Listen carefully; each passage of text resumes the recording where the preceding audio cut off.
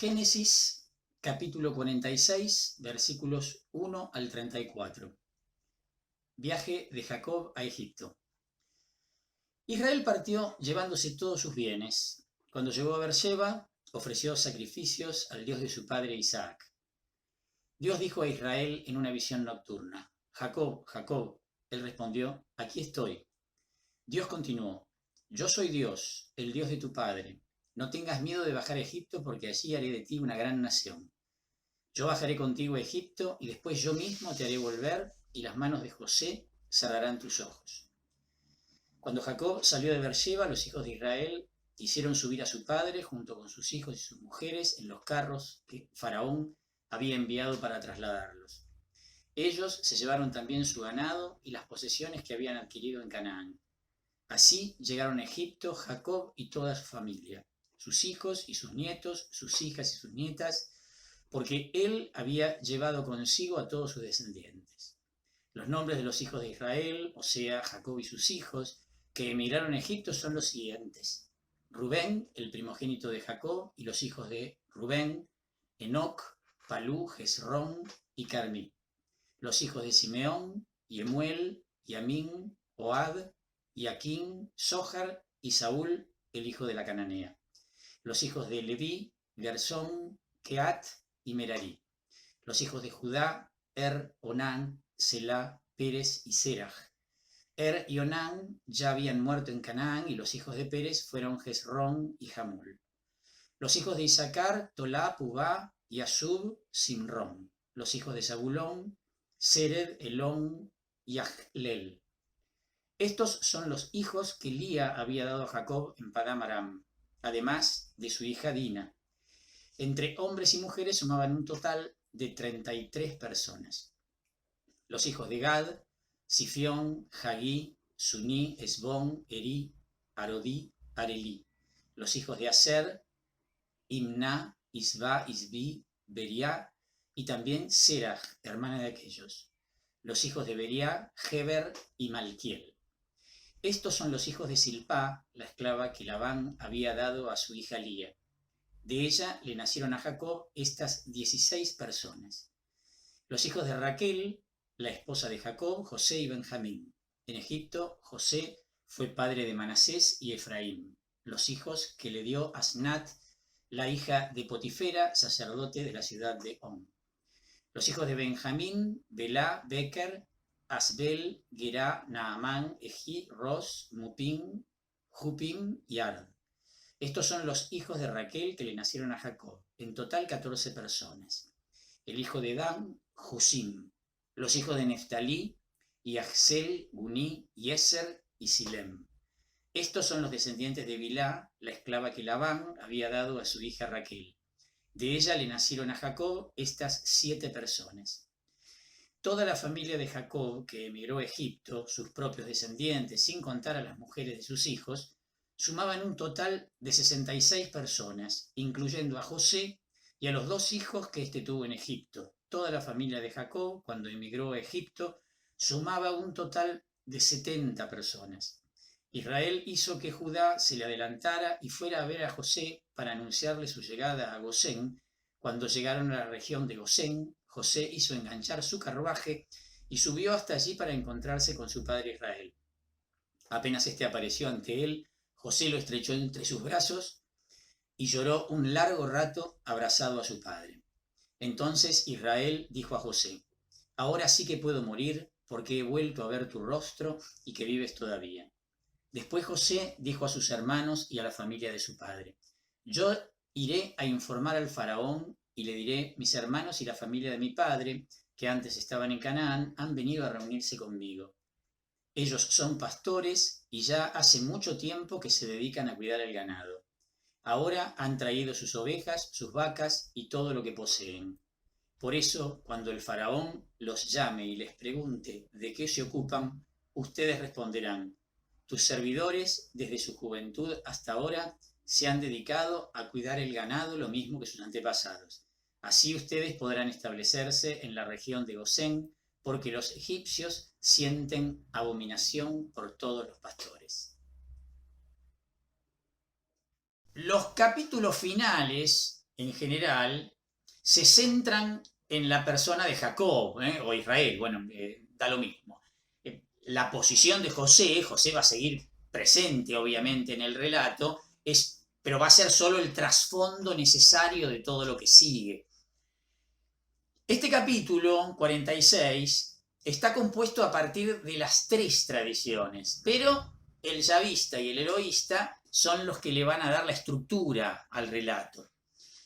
Los primeros 5 versículos son una mezcla de las dos, de yavista y eloísta, con un predominio de la tradición eloísta. Aparece el Dios nombrado como Elohim, Jacob nombrado como Jacob, el tema del sueño. Los versículos del 6 al 27 son claramente una inserción sacerdotal y el yavista es el que concluye el capítulo. Esta es la distribución, ahora lo vamos a ir indicando. La teología es presentada en la visión de Beersheba, donde se renueva por última vez la promesa patriarcal. La lista genealógica del sacerdotal está al servicio de darle sentido a la promesa, ya que estas tribus, a partir de ellas, se formará el pueblo de Israel, con toda la importancia que esto tiene. Versículo 1, leo. Israel partió llevándose todos sus bienes. Cuando llegó a Beersheba, ofreció sacrificios al Dios de su padre Isaac. A ver, el punto de partida, según la última indicación, que había sido el capítulo 37, versículo 14, sería Hebrón. De ahí estaría saliendo Jacob. El camino hacia Egipto pasaría por Beersheba, donde, según se acuerdan en el capítulo 26, Isaac había erigido un altar. Continúo, versículos 2 al 5. Dios dijo a Israel en una visión nocturna: Jacob, Jacob. Él respondió: aquí estoy. Dios continuó: yo soy Dios, el Dios de tu padre. No tengas miedo de bajar a Egipto, porque allí haré de ti una gran nación. Yo bajaré contigo a Egipto, y después yo mismo te haré volver, y las manos de José cerrarán tus ojos. Cuando Jacob salió de Beersheba, los hijos de Israel hicieron subir a su padre, junto con sus hijos y sus mujeres, en los carros que el faraón había enviado para trasladarlos. En este pasaje, que pertenece principalmente a la tradición eloísta, la decisión de Jacob de ir a Egipto se ve confirmada por Dios en una visión. Recuerden que en el yavista no había aparecido ninguna duda por parte de Jacob. En la teología de la tradición eloísta, el abandono de la tierra prometida para asentarse en una tierra extranjera solo se justifica por el objetivo último de Dios, que es hacer de Jacob en Egipto un gran pueblo. Lo dice explícitamente: para eso vas a Egipto, para convertirte en un gran pueblo. La afirmación de que Dios lo hará volver de nuevo hay que entenderla en un doble sentido. Por un lado, Jacob va a ser enterrado en Canaán, como ya vamos a indicar en el capítulo 50. Pero por otro lado, y especialmente, Israel, el pueblo de Dios, tenía que volver obviamente a la tierra prometida. Están las dos cosas en juego. Esto ya lo venimos diciendo en varias oportunidades y lo vamos a seguir diciendo. El nombre de Jacob no solo se refiere a su persona, también por supuesto, pero además siempre hay como una línea, como una indicación hacia lo que terminará siendo Israel como pueblo, en un sentido más amplio. En el versículo 5, en la primera parte del versículo 5 más exactamente, concluye la versión del eloísta. La presencia del yavista se nota en la segunda parte del versículo 5 por la alusión a Israel. Ahora Jacob acá se va a llamar Israel, y aparece la indicación también de los carros del faraón que hacen recordar al capítulo 45 en la versión yavista, ¿no? El relato yavista, en el que originariamente seguían los hechos narrados a partir del versículo 28, después lo vamos a ver, fue interrumpido claramente por una inserción tomada del sacerdotal que va a reforzar el mensaje teológico que acaba de dar la tradición eloísta. Acá tenemos a partir del versículo 6, ellos se llevaron también su ganado y las posesiones que habían adquirido en Canaán.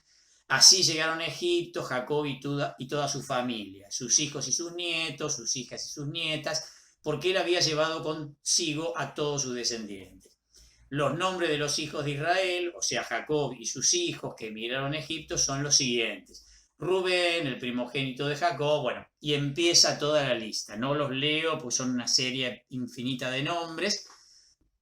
Salteo al versículo 26. Toda la familia de Jacob que emigró a Egipto, sus propios descendientes, sin contar a las mujeres de sus hijos, sumaban un total de 76 personas, incluyendo a José y a los 2 hijos que tuvo en Egipto.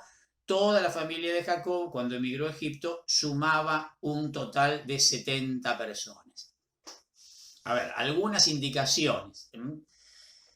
Esta lista plantea muchas dificultades que obviamente son prueba de que seguramente el autor final tuvo que hacer como una suerte de refundición para acomodarla al contexto, para que quedara lo más prolija posible.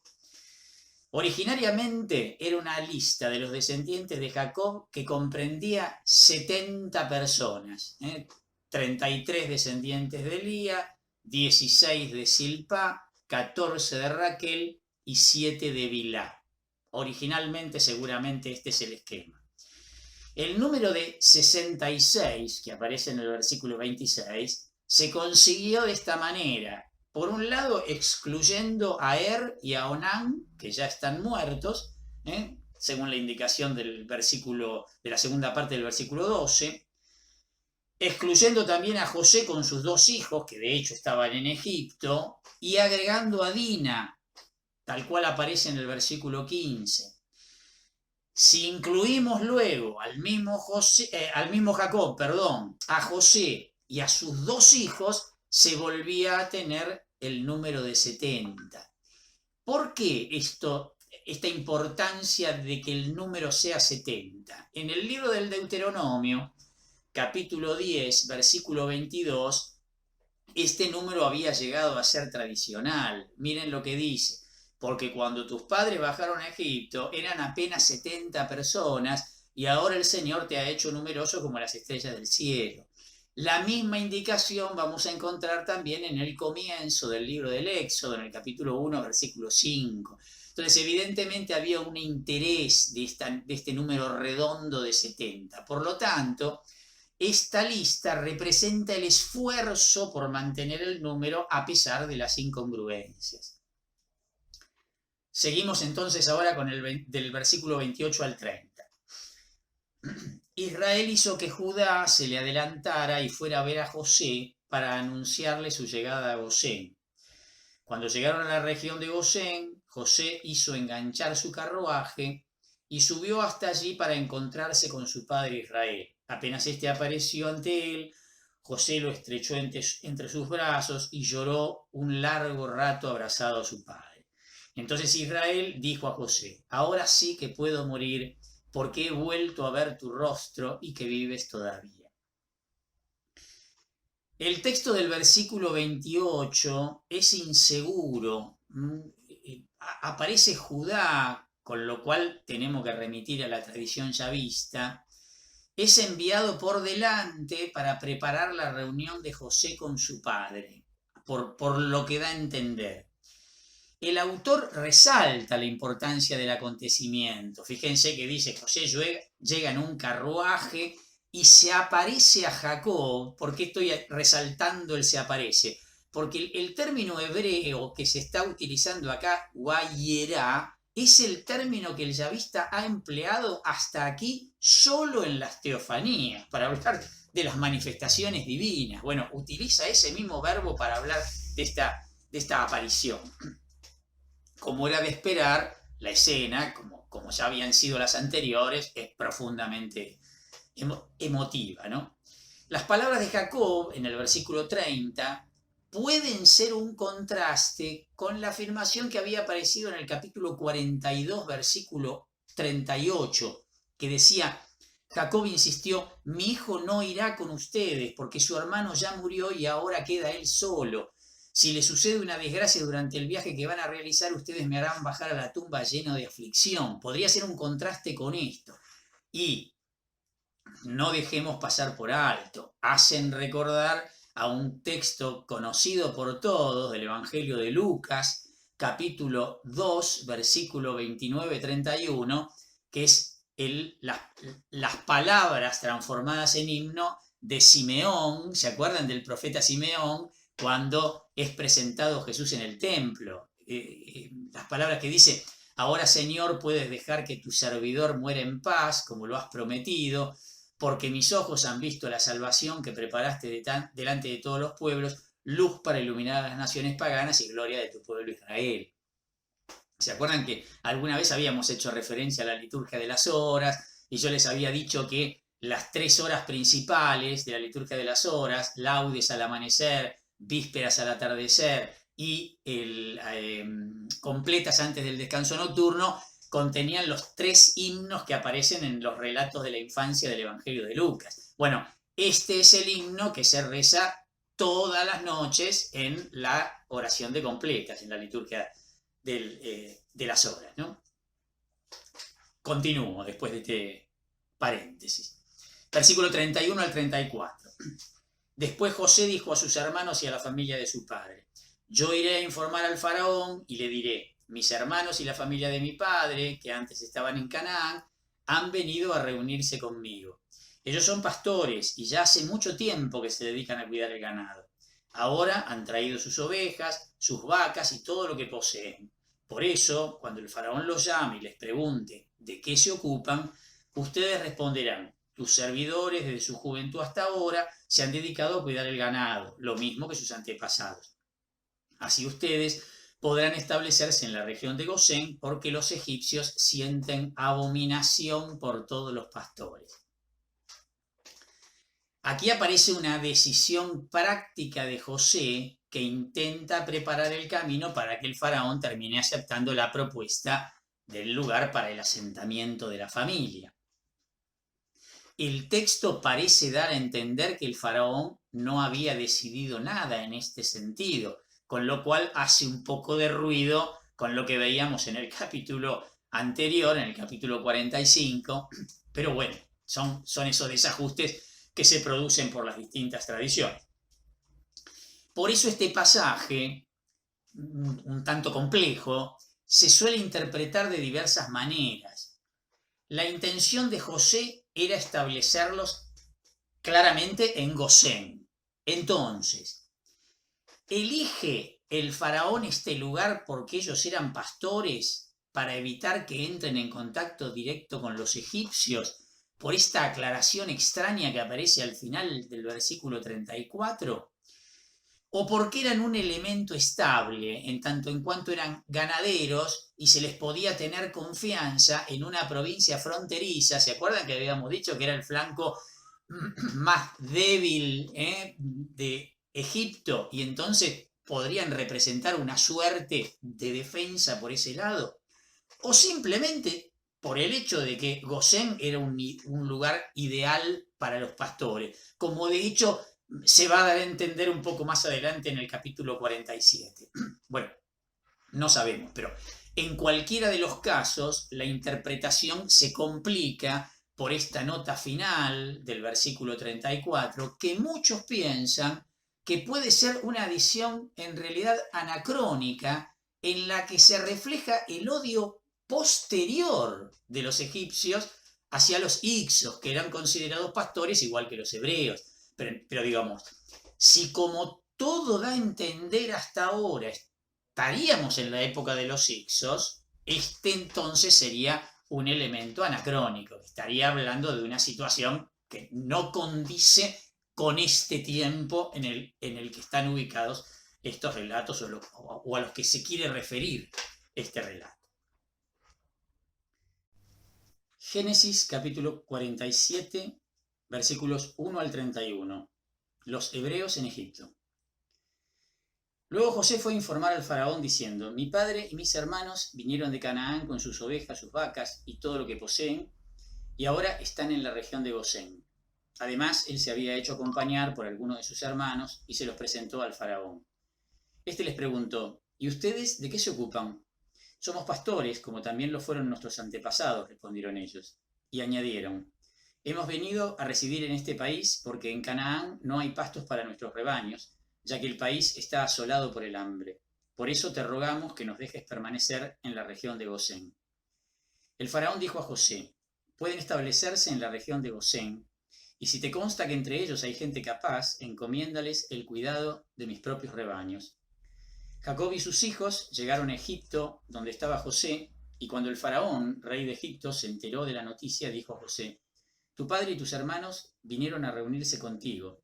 El territorio de Egipto está a tu disposición. Instala a tu padre y a tus hermanos en las mejores tierras. José hizo venir a su padre Jacob y se lo presentó al faraón. Jacob saludó respetuosamente al faraón y éste le preguntó: ¿cuántos años tienes? Jacob respondió al faraón: los años que se me han concedido suman ya 130. Pocos y desdichados han sido estos años de mi vida, y ni siquiera se acercan a los que fueron concedidos a mis padres. Luego Jacob volvió a saludar al faraón y salió de allí. José instaló a su padre y a sus hermanos, dándoles una propiedad en Egipto, en las mejores tierras, en la región de Ramsés, como el faraón lo había dispuesto. Y también proveyó al sostenimiento de su padre, de sus hermanos y de toda la familia de su padre según las necesidades de cada uno.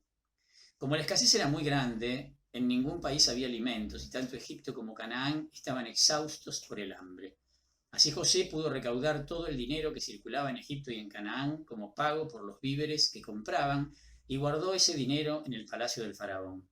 Y cuando ya no hubo más dinero ni en Egipto ni en Canaán, los egipcios acudieron en masa a José para decirle: danos de comer, ¿por qué tendremos que morir ante tus propios ojos por falta de dinero? José respondió: si ya no hay más dinero, entreguen su ganado y yo les daré pan a cambio de él. Ellos trajeron sus animales a José y él les dio pan a cambio de caballos, ovejas, vacas y asnos, y durante aquel año los abasteció de víveres a cambio de todos sus animales. Pero pasó ese año y al año siguiente vinieron otra vez y le dijeron a José: ya se ha terminado todo el dinero y los animales te pertenecen. No podemos ocultarte que no queda nada a tu disposición fuera de nuestras personas y nuestras tierras. Pero, ¿por qué tendremos que morir ante tus propios ojos, nosotros y nuestras tierras? Aduéñate de nosotros y de nuestras tierras a cambio de pan. Así el faraón será dueño de nosotros y de nuestras tierras. Danos solamente semilla para que podamos sobrevivir. De lo contrario, nosotros moriremos y el suelo se convertirá en un desierto. De esa manera, José adquirió para el faraón todas las tierras de Egipto, porque los egipcios, acosados por el hambre, vendieron cada uno su campo. La tierra pasó a ser propiedad del faraón y el pueblo quedó sometido a servidumbre de un extremo al otro del territorio egipcio. Los únicos terrenos que José no compró fueron los que pertenecían a los sacerdotes, porque a ellos el faraón le había asignado una ración fija de alimentos. Como vivían de la ración que les daba el faraón, no tuvieron que vender sus tierras. Entonces José dijo al pueblo: ahora ustedes y sus tierras pertenecen al faraón, porque yo los he comprado. Aquí tienen semilla para sembrar esas tierras. Pero cuando llegue la cosecha, ustedes deberán entregar al faraón una quinta parte de los productos y conservarán las 4 partes restantes para sembrar la tierra, para alimentarse ustedes y sus familias y para dar de comer a los niños. Ellos exclamaron: tú nos salvaste la vida, te agradecemos que nos hayas puesto al servicio del faraón. Entonces José promulgó una ley agraria en Egipto, que todavía hoy está en vigencia, por la cual una quinta parte de las cosechas corresponde al faraón. Solo las tierras de los sacerdotes no pasaron a ser propiedad del faraón. Los israelitas se establecieron en Egipto, en la región de Gosén, y allí adquirieron propiedades, tuvieron muchos hijos y llegaron a ser muy numerosos. Jacob vivió 17 años en Egipto y en total vivió 147 años. Cuando estaba a punto de morir, llamó a su hijo José y le dijo: si realmente me tienes afecto, coloca tu mano debajo de mi muslo como prueba de tu constante lealtad hacia mí y no me entierres en Egipto. Cuando vaya a descansar junto con mis padres, sácame de Egipto y entiérrame en su sepulcro. José respondió: haré lo que dices. Pero su padre insistió: júramelo. Él se lo juró e Israel se reclinó sobre la cabecera de su lecho. La historia de la tradición de este capítulo es bastante compleja. Los versículos 1 a la primera parte del versículo 5 son continuación del relato anterior y por lo tanto se le suele atribuir a la tradición yavista. Desde la segunda parte del versículo 5 hasta el versículo 11 pertenecen a la tradición sacerdotal. Después, el largo pasaje que hay entre el versículo 13 y el versículo 26 tiene algunas características del yavista, pero podría ser, no es seguro, podría ser una adición posterior. Los versículos finales sí son del yavista, excepto la segunda parte del versículo 27 y el versículo 28, que como ya vamos a ver son claramente de tradición sacerdotal. Reuniendo estas tradiciones heterogéneas con sus distintos enfoques, el autor final subraya, como siempre, la importancia de todos los acontecimientos para la realización del plan divino. Esto que venimos reconociendo a cada paso. Leo los primeros 4 versículos.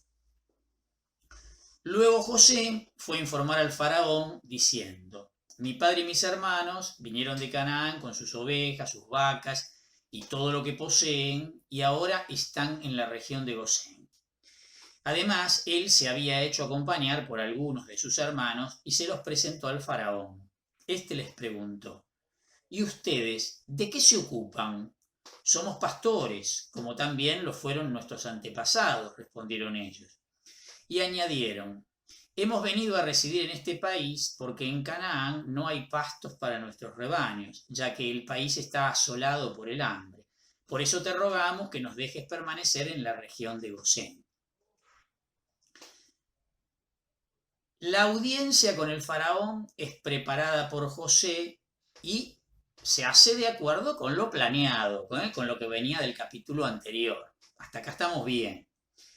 En la referencia marginal que hace José en el versículo 1 con respecto a Gosén, queda destacada su habilidad, su diplomacia. Los hermanos van más directamente al punto y piden permiso de una para asentarse ahí mismo, ¿no? Voy a leer los próximos versículos tal cual aparecen en el libro del pueblo de Dios. Ahora hago la aclaración. El faraón dijo a José: pueden establecerse en la región de Gosén, y si te consta que entre ellos hay gente capaz, encomiéndales el cuidado de mis propios rebaños. Jacob y sus hijos llegaron a Egipto, donde estaba José, y cuando el faraón, rey de Egipto, se enteró de la noticia, dijo a José: tu padre y tus hermanos vinieron a reunirse contigo. El territorio de Egipto está a tu disposición, instala a tu padre y a tus hermanos en las mejores tierras. Si se fijan bien, si tienen el texto delante de la Biblia, se van a dar cuenta que acá están intercalados los versículos. En el libro del pueblo de Dios, al igual que en la Biblia de Jerusalén, está cambiado el orden de los versículos. Arranca el versículo 5a, le sigue el versículo 6b, o sea, la primera parte del versículo 5 le sigue la segunda parte del versículo 6. A continuación viene la segunda parte del versículo 5 y el final, la primera parte del versículo 6. Un lío bárbaro. Pero ¿qué lograron de esa forma? Los editores de estas dos Biblias lograron de esa forma conservar mejor las tradiciones originales y muestran claramente que había dos relatos paralelos de la audiencia con el faraón, uno de tradición yavista y el otro de tradición sacerdotal.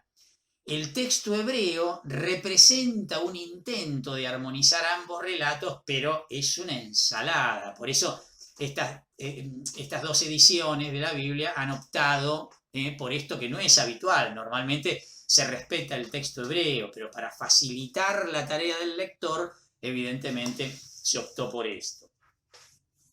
Continúo, versículos 7 al 12. José hizo venir a su padre Jacob y se lo presentó al faraón. Jacob saludó respetuosamente al faraón y éste le preguntó: ¿cuántos años tienes? Jacob respondió al faraón: los años que se me han concedido suman ya 130. Pocos y desdichados han sido estos años de mi vida, y ni siquiera se acercan a los que fueron concedidos a mis padres. Luego Jacob volvió a saludar al faraón y salió de allí. José instaló a su padre y a sus hermanos, dándoles una propiedad en Egipto, en las mejores tierras, en la región de Ramsés, como el faraón lo había dispuesto. Y también proveyó al sostenimiento de su padre, de sus hermanos y de toda la familia de su padre según las necesidades de cada uno. La presentación de Jacob al faraón es narrada por la tradición sacerdotal, por un lado con una gran sobriedad, pero por otro lado con un toque de grandeza. Sobria pero con grandeza. Para el sacerdotal, los patriarcas son inmigrantes en el país. La promesa de la tierra se cumplirá invariablemente, aunque más tarde. También está de acuerdo con la teología del sacerdotal el tema del aumento progresivo del mal, y por lo tanto, con la consiguiente disminución de la edad. De hecho, a pesar de que a nosotros nos parezca muchísimo los 130 años, él da a entender que fueron pocos y que no son nada en comparación con los de sus antepasados.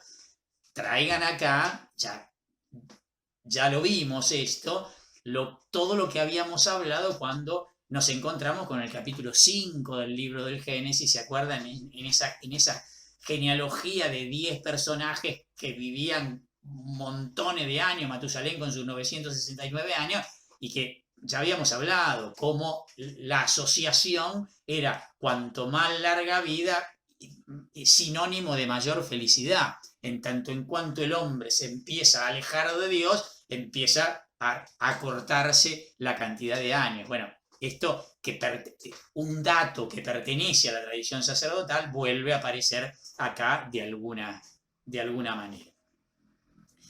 La alusión que aparece en el versículo 11 de Ramsés es anacrónica. El nombre evidentemente fue tomado de Ramsés II, pero Ramsés II pertenece al periodo del Éxodo. Intenta indicar la misma región de Gosén que las otras tradiciones, pero lo que pasa es que para el sacerdotal, esto también ya lo dijimos varias veces, no le interesan tanto los datos geográficos. Él tiene más en cuenta acá la relación que produce esto naturalmente con los acontecimientos del Éxodo, que es un tema que a la tradición sacerdotal le interesa y mucho. El versículo 12, por su semejanza con el capítulo 45, versículo 11, es atribuido a la tradición yavista. El 45:11 decía: yo proveeré a tu subsistencia porque el hambre durará todavía 5 años. De esa manera, ni tú, ni tu familia, ni nada de lo que te pertenece pasarán necesidad. Hay mucha similitud. Por lo tanto, se entiende que acá hay una inserción de la tradición elohista. Vamos a leer ahora todo junto del 13 al 26, porque acá hay como un mismo tema. Dice: como la escasez era muy grande, en ningún país había alimentos, y tanto Egipto como Canaán estaban exhaustos por el hambre. Así José pudo recaudar todo el dinero que circulaba en Egipto y en Canaán como pago por los víveres que compraban, y guardó ese dinero en el palacio del faraón. Y cuando ya no hubo más dinero ni en Egipto ni en Canaán, los egipcios acudieron en masa a José para decirle: danos de comer, ¿por qué tendremos que morir ante tus propios ojos por falta de dinero? José respondió: si ya no hay más dinero, entreguen su ganado y yo les daré pan a cambio de él. Ellos trajeron sus animales a José y él les dio pan a cambio de caballos, ovejas, vacas y asnos, y durante aquel año los abasteció de víveres a cambio de todos sus animales.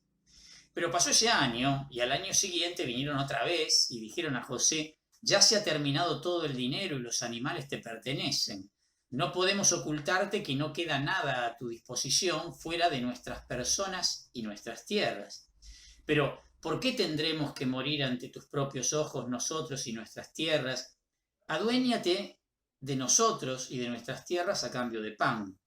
Así el faraón será dueño de nosotros y de nuestras tierras. danos solamente semilla para que podamos sobrevivir.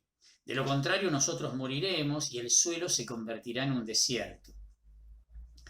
De esa manera, José adquirió para el faraón todas las tierras de Egipto, porque los egipcios, acosados por el hambre, vendieron cada uno su campo. La tierra pasó a ser propiedad del faraón y el pueblo quedó sometido a servidumbre de un extremo al otro del territorio egipcio. Los únicos terrenos que José no compró fueron los que pertenecían a los sacerdotes, porque a ellos el faraón le había asignado una ración fija de alimentos. Como vivían de la ración que les daba el faraón, no tuvieron que vender sus tierras. Entonces José dijo al pueblo: ahora ustedes y sus tierras pertenecen al faraón porque yo los he comprado. Aquí tienen semilla para sembrar esas tierras. Pero cuando llegue la cosecha, ustedes deberán entregar al faraón una quinta parte de los productos y conservarán las 4 partes restantes para sembrar la tierra, para alimentarse ustedes y sus familias y para dar de comer a los niños. Ellos exclamaron: tú nos salvaste la vida, te agradecemos que nos hayas puesto al servicio del faraón.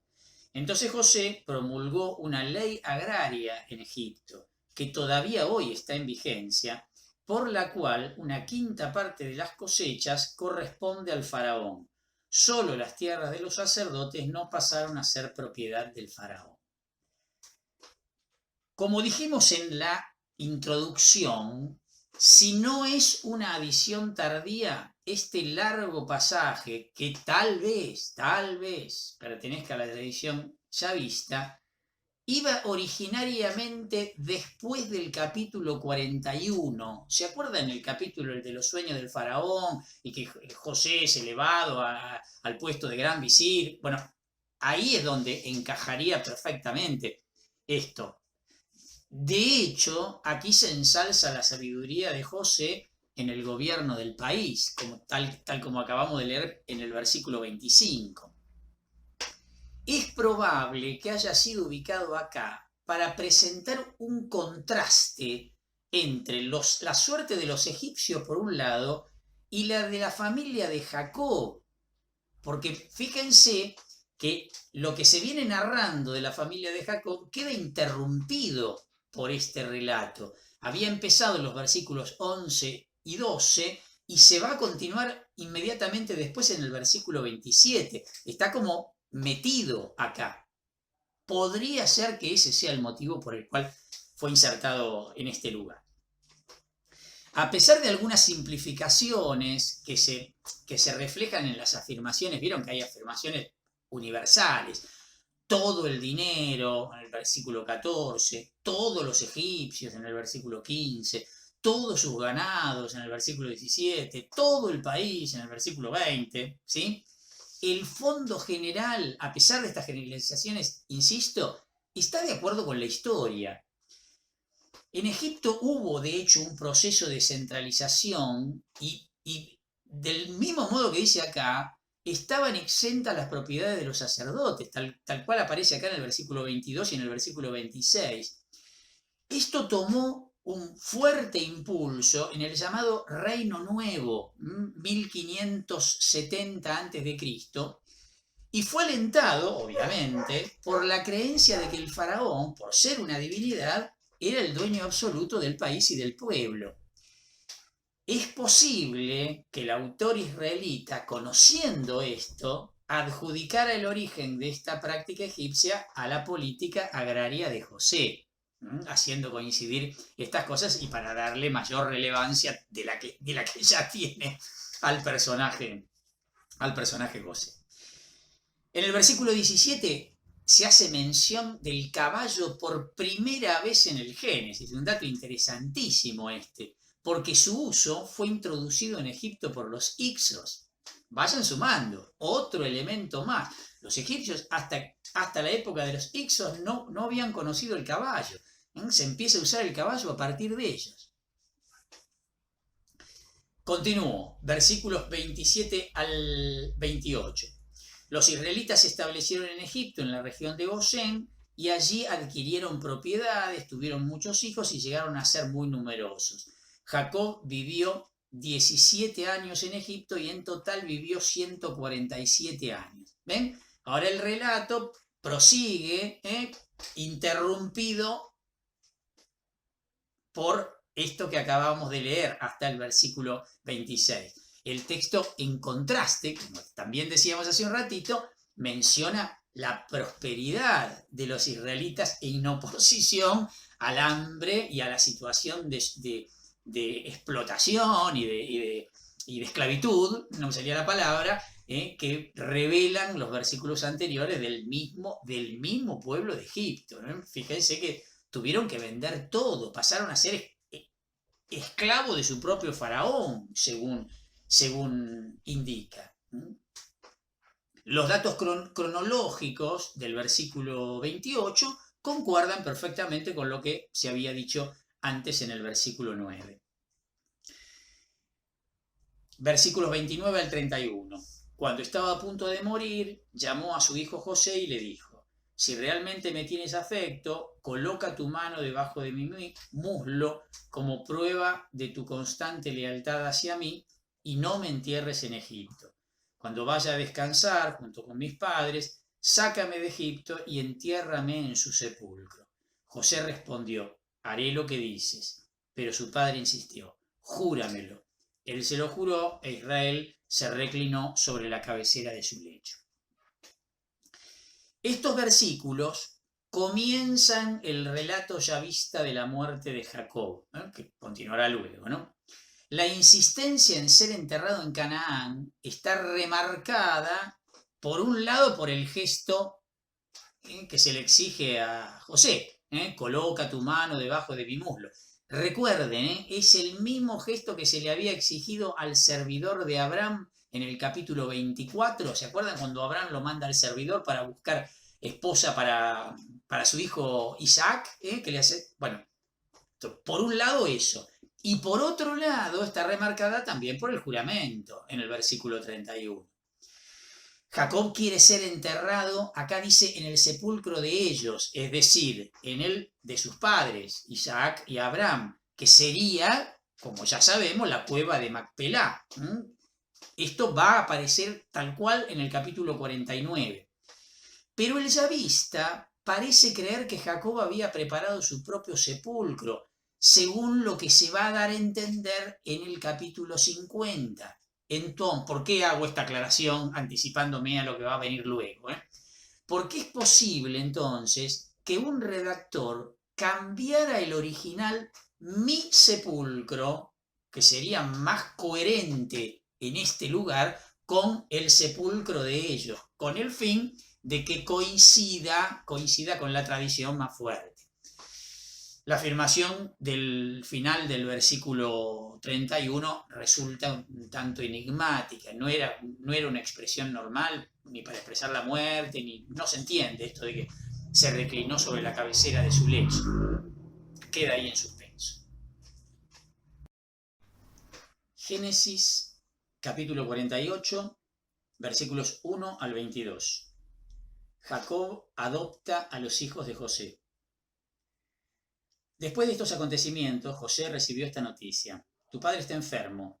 Entonces llevó a sus dos hijos, Manasés y Efraín, y se hizo anunciar a su padre: tu hijo José ha venido a verte. Israel, haciendo un esfuerzo, se sentó en su lecho y dijo a José: el Dios Todopoderoso se me apareció en luz en la tierra de Canaán y me bendijo diciendo: yo te haré fecundo y numeroso. Haré nacer de ti una asamblea de pueblos y daré esta tierra a tu descendencia después de ti en posesión perpetua. Ahora bien, los dos hijos que tuviste en Egipto antes que yo viniera a reunirme contigo serán mis hijos. Efraín y Manasés serán míos, como lo son Rubén y Simeón. Los que nacieron después de ellos, en cambio, serán tuyos, y serán llamados con el nombre de sus hermanos para recibir su herencia. Yo quiero que así sea, porque a mi regreso de Padán, mientras íbamos por la tierra de Canaán, a poca distancia de Efratá, se me murió tu madre Raquel, y yo la sepulté allí, junto al camino de Efratá, es decir, de Belén. Al ver a los hijos de José, Israel preguntó: ¿y estos quiénes son? Son mis hijos, los que Dios me dio aquí, respondió José a su padre. Este añadió: acércamelos para que yo los bendiga. José los puso junto a Israel, que ya no veía, porque sus ojos se habían debilitado a causa de su edad avanzada, y él los besó y los abrazó. Luego Israel dijo a José: yo pensaba que nunca más volvería a ver tu rostro, y ahora Dios me permite ver también tu descendencia. José los retiró de las rodillas de Israel y se inclinó profundamente. Después los tomó a los dos, a Efraín con su mano derecha para que estuviera a la izquierda de Israel, y a Manasés con su mano izquierda para que estuviera a la derecha de Israel, y se los presentó. Pero Israel, entrecruzando sus manos, puso la derecha sobre la cabeza de Efraín, que era el menor, y la izquierda sobre la cabeza de Manasés, aunque éste era el primogénito. Y los bendijo diciendo: el Dios en cuya presencia caminaron mis padres, Abraham e Isaac, el Dios que fue mi pastor desde mi nacimiento hasta el día de hoy, el ángel que me rescató de todo mal, bendiga a estos jóvenes para que en ellos sobreviva mi nombre y el de mis padres, Abraham e Isaac, y lleguen a ser una gran multitud sobre la tierra. Cuando José advirtió que su padre tenía puesta la mano derecha sobre la cabeza de Efraín, no le pareció bien. Entonces tomó la mano de su padre para pasarla de la cabeza de Efraín a la de Manasés, y dijo a su padre: así no, padre, porque el primogénito es el otro. Coloca tu mano derecha sobre su cabeza. Pero su padre se resistió con estas palabras: ya lo sé, hijo mío, ya lo sé. También de él nacerá un pueblo, y también él será grande. Pero su hermano menor lo aventajará, y de él descenderán naciones enteras. Y aquel día pronunció sobre ellos esta bendición: por ti, Israel, pronunciará esta bendición: que Dios te haga como Efraín y Manasés. Y puso a Efraín delante de Manasés. Finalmente, Israel dijo a José: yo estoy a punto de morir, pero Dios estará con ustedes y los hará volver a la tierra de sus padres. Yo por mi parte te doy una franja de tierra más que a tus hermanos, la que arrebaté a los amorreos con mi espada y con mi arco. En este capítulo están representadas las tres tradiciones, lo que demuestra la importancia de su contenido. Esto va a ser clave para el futuro. Vamos a ir indicando, porque la división de las tradiciones es como muy compleja, mitades de versículos, la vamos a indicar en vez de decírselas ahora, que dando un montón de versículos y de subversículos, va a ser complejo. Entonces lo vamos a ir indicando a medida que vamos recorriendo el texto. Aquí, como en el capítulo siguiente, el interés del autor se centra más en las tribus de Israel del futuro que en los hijos reales de Jacob. En este juego permanente que estamos diciendo que aparecen los nombres de las personas, pero con la significación de lo que terminarán siendo luego de manera corporativa. Dentro de este interés, lo que más le importa son las tribus de Efraín y Manasés, claramente. Su adopción y bendición por parte de Jacob está considerada como la razón del predominio que tendrán sobre las otras tribus. Esto exigía una explicación, dado que ellos ni siquiera eran estrictamente hijos de Jacob, con lo cual terminará siendo algo sorprendente. Finalmente, también se explica la preeminencia, aún entre ellos dos, la preeminencia de Efraín sobre Manasés. El fragmento del sacerdotal, que está insertado al comienzo, los versículos 3 al 6, pretende, con lo que ya nos tiene acostumbrada la tradición sacerdotal, lo que pretende es canonizar a las tribus de Efraín y Manasés, entre comillas, ¿no? Canonizarlas, al incorporarla a la trama de las promesas divinas, ¿no? Al asociarla a esa línea. Leo los dos primeros versículos. Después de estos acontecimientos, José recibió esta noticia: tu padre está enfermo. Entonces llevó a sus dos hijos, Manasés y Efraín, y se hizo anunciar a su padre: tu hijo José ha venido a verte. Israel, haciendo un esfuerzo, se sentó en su lecho. El primer versículo desentona evidentemente con el final del capítulo anterior, lo que indica la presencia de otra tradición. Esto debe pertenecer a la tradición eloísta. ¿Por qué lo empleó el redactor final? Seguramente para introducir todo el relato a causa de la mención que hace de Efraín y Manasés. Es muy probable, ya que van a ser protagonistas de lo que viene. La presencia de ellos va a dar inmediatez y además concretiza la abstracta formulación de bendición del sacerdotal que viene inmediatamente a continuación.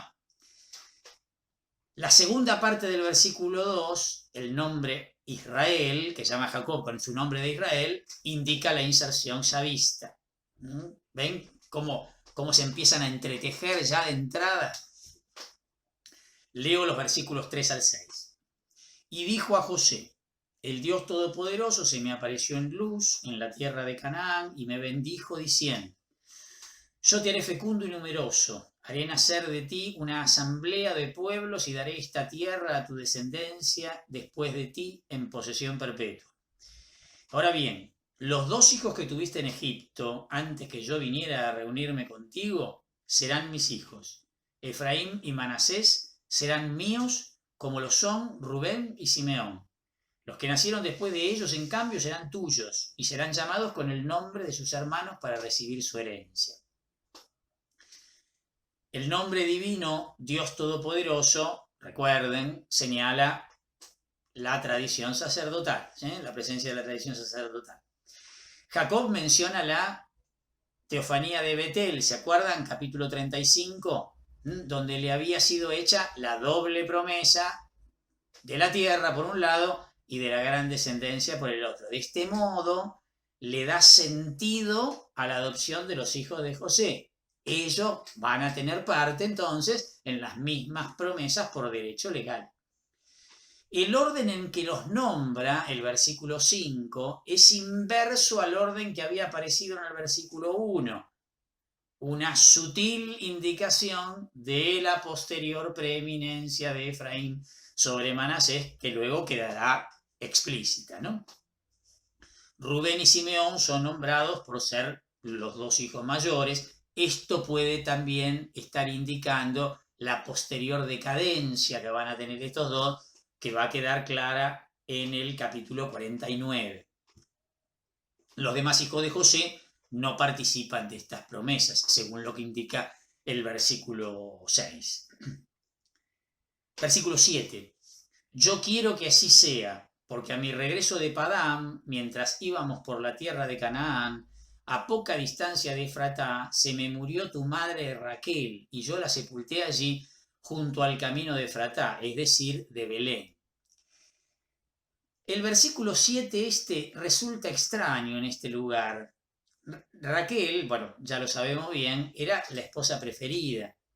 Tal vez la presencia de José, hijo de Raquel, pudo motivar esta reminiscencia, que, digamos, no tiene demasiado sentido acá. Algunos comentaristas opinan que el versículo pudo contener originariamente un deseo de ser sepultado con Raquel, análogo al deseo que aparece en el relato yavista del capítulo 47, exactamente en el versículo 30. De ser así, este dato habría sido omitido por no armonizar con el del yavista. ¿Se entiende esto? Tiene que ver con lo que decíamos hace un ratito de si se refería antes a ser sepultado con sus padres o ser sepultado en el lugar que él habría elegido, que lo vamos a ver en el capítulo 49 y en el capítulo 50. Continúo, versículos 8 al 12. Al ver a los hijos de José, Israel preguntó: ¿y estos quiénes son? Son mis hijos, los que Dios me dio aquí, respondió José a su padre. Este añadió: acércamelos para que yo los bendiga. José los puso junto a Israel, que ya no veía porque sus ojos se habían debilitado a causa de su edad avanzada, y él los besó y los abrazó. Luego Israel dijo a José: yo pensaba que nunca más volvería a ver tu rostro, y ahora Dios me permite ver también tu descendencia. José los retiró de las rodillas de Israel y se inclinó profundamente. Fíjense, el comienzo de esta sección muestra claramente cómo la inserción del sacerdotal, los versículos 3 al 6, modificó todo el contexto. Aparentemente, la escena se presenta simplemente como un primer encuentro de Jacob con los hijos de José, ante los cuales el abuelo muestra la alegría de verlo, les muestra toda su ternura, etcétera, etcétera, pero como si fuera la primera vez. Entonces, hacer ruido con lo que habían dicho los primeros versículos. Esta escena se entiende mejor como ocurrida poco después de la entrada de Jacob en Egipto, y no 17 años después, como sugiere el contexto del sacerdotal en el capítulo 47, versículo 28. Pero además hay varios indicios bastante más importantes que esto. Por un lado, según el versículo 12, José toma a los niños de sus rodillas, dice, lo que indica un rito de adopción. Y por otro lado, la postración de José indica que el acto es algo más solemne que una mera reunión familiar de la presentación de los nietos ante el abuelo. Acá hay otra cosa, evidentemente. Continúo con los versículos 13 y 14. Después los tomó a los dos, a Efraín con su mano derecha para que estuviera a la izquierda de Israel, y a Manasés con su mano izquierda para que estuviera a la derecha de Israel, y se los presentó. Pero Israel, entrecruzando sus manos, puso la derecha sobre la cabeza de Efraín, que era el menor, y la izquierda sobre la cabeza de Manasés, aunque este era el primogénito. A ver, teniendo en cuenta los privilegios del primogénito, José pone obviamente a Manasés a la derecha de Jacob, que era el puesto de honor, el puesto más importante.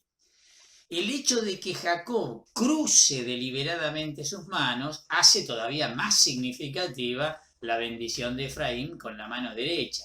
Acá aparece un término hebreo, siquel, que es oscuro en su traducción, pero que bueno, digamos, por el contexto se entiende que se traduzca por entrecruzando, porque evidentemente es lo que se da a entender.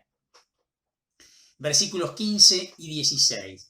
Y los bendijo diciendo: el Dios en cuya presencia caminaron mis padres, Abraham e Isaac, y el Dios que fue mi pastor desde mi nacimiento hasta el día de hoy, el ángel que me rescató de todo mal, bendiga a estos jóvenes para que en ellos sobreviva mi nombre y el de mis padres, Abraham e Isaac, y lleguen a ser una gran multitud sobre la tierra. Aunque está dirigida a José, la bendición se refiere obviamente a sus hijos, como lo indican tanto el texto, en la primera parte del versículo 16, como el contexto, los versículos que habíamos leído recién, el 13 y el 14. Es interesante notar que mientras los paganos en este tipo de gestos invocaban a todos los dioses del panteón, Israel invoca los distintos atributos, pero de un único Dios. Bueno, por lógica, ¿no? En este caso, fíjense, Dios es invocado primero como aquel en cuya presencia anduvieron Abraham e Isaac, haciendo referencia al capítulo 17 del libro de Génesis. Esta primera invocación establece contacto con el Dios de los padres y señala la conexión, entonces, de la bendición de Jacob con la de sus antecesores. Pero en la segunda, en la segunda parte del versículo 15, Dios aparece como mi pastor, una imagen que caracterizará las relaciones de Dios con el pueblo posterior, con el Israel posterior, ¿no? Recuerden el Salmo 23, el Salmo 80, va a ser frecuente la imagen del Dios como pastor. La tercera invocación, la que aparece en la primera parte del versículo 16, caracteriza a Dios como el que se revela en la tierra a todo hombre, como fue, por ejemplo, en el caso del capítulo 16 con lo de Agar, la esclava de Sara. El contenido de la bendición es que los hijos de José son considerados como hijos efectivos de los patriarcas, pese a haber nacido ni más ni menos que de una madre egipcia, y que por lo tanto tienen igual derecho que el resto de las tribus de Israel. Esto, bueno, lo que les decía al principio, esto va a ser relevante de aquí en adelante. Versículos 17 al 19. Cuando José advirtió que su padre tenía puesta la mano derecha sobre la cabeza de Efraín, no le pareció bien. Entonces tomó la mano de su padre para pasarla de la cabeza de Efraín a la de Manasés. Y dijo a su padre: así no, padre, porque el primogénito es el otro. Coloca tu mano derecha sobre su cabeza. Pero su padre se resistió con estas palabras: ya lo sé, hijo mío, ya lo sé. También de él nacerá un pueblo y también él será grande, pero su hermano menor lo aventajará y de él descenderán naciones enteras.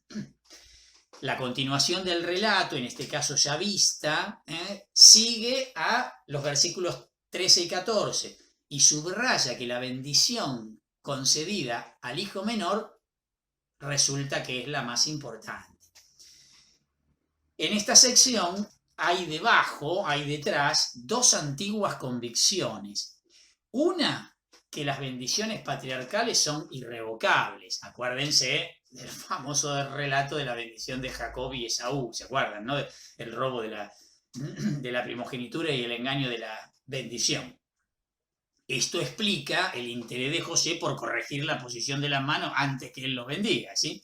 Y la otra cosa que está también en el fondo es que la mano derecha es más poderosa al bendecir que la mano izquierda, como habitualmente se pensaba. Es característica, además, de la teología de la tradición yavista, de que los derechos naturales de primogenitura no son definitivos ni inviolables, al menos delante de Dios. Como queriendo decir, para el yavista, Dios puede hacer lo que quiere, por supuesto, ¿no? De hecho, Efraín será una tribu mayor que Manasés, históricamente hablando. En el libro del Deuteronomio, capítulo 33, versículo 17, en el marco de las bendiciones de Moisés, queda claro el predominio efectivo de Efraín en la historia del reino del norte. Dice: él es un toro primogénito, a él la gloria, sus cuernos son cuernos de búfalo, con ellos embiste a los pueblos hasta los confines de la tierra. Así son las decenas de miles de Efraín, así son los millares de Manasés. Continúo, versículo 20. Aquel día pronunció sobre ellos esta bendición: por ti, Israel, pronunciará esta bendición, que Dios te haga como Efraín y Manasés. Y puso a Efraín delante de Manasés. Este versículo, que generalmente es atribuido a la tradición eloísta, sería entonces la continuación de los versículos 15 y 16. Esto que decía al principio, si empezaba a dar los números de los versículos iba a ser una ensalada. Ahora lo vamos indicando, el entrecruce que hay. Efraín y Manasés se convertirán en fórmula de bendición para todo Israel, según acá.